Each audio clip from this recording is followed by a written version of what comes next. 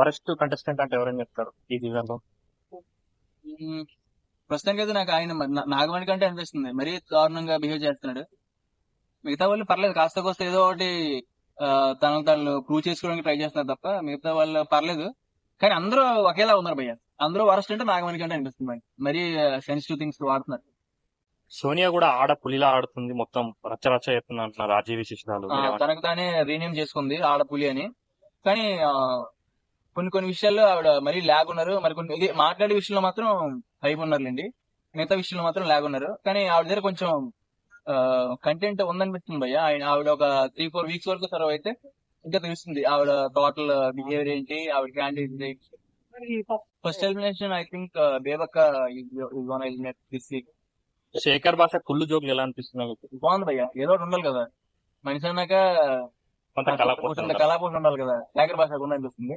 పైగా శేఖర్ భాష నార్మల్ గా వచ్చిన క్యాండిడేట్ కూడా కాదు, ఆయనకి బాగా మంచి రికమెండేషన్ దొరికినట్టు ఉంది.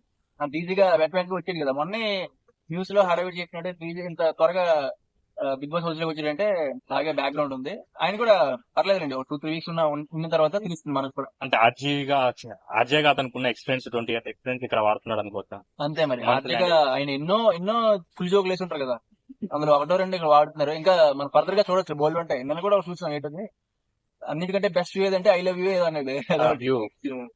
బాగున్నాయి. ఓకే బ్రదర్, ఇంకా మిగతా కంటెస్టెంట్స్ వాళ్ళు కూడా ఓపెన్ అప్ అవ్వట్లేదు సార్, అందరూ కొంచెం డల్ గా ఆడుతున్నారంటే మీరేమో. ఈ కమింగ్ వీక్ అదే tomorrow day of tomorrow Nag sir వస్తారు కదా, నాగ్ సార్ వచ్చి ప్రాపర్ గా క్లాస్ ఇచ్చి ఎక్కడ ఎలా రెస్పాండ్ అవ్వాలో చెప్తారు కాబట్టి అప్పటి నుంచి బాగానే. ఈసారి కంటెస్టెంట్స్ గురించి మీ ఒపీనియన్ ఏంటంటే అంత కరెక్ట్ గా రాలేరు అన్న. మిగతా సీజన్ తో కంపేర్ చేస్తే ఈ సీజన్ అంత ఇంట్రెస్టింగ్ గా లేదు.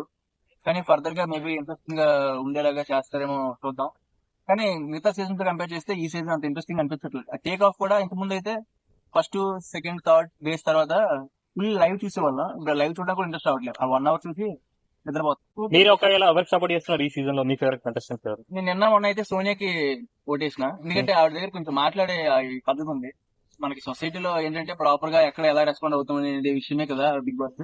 సో అలాంటి వాళ్ళు ఎంకరేజ్ చేయొచ్చు. ఎవరైతే మాట్లాడకుండా ఎంకరేజ్ ఎక్స్ట్రా చేస్తున్నారో అలాంటి వాళ్ళు త్వరగా పంపించడం బెటర్.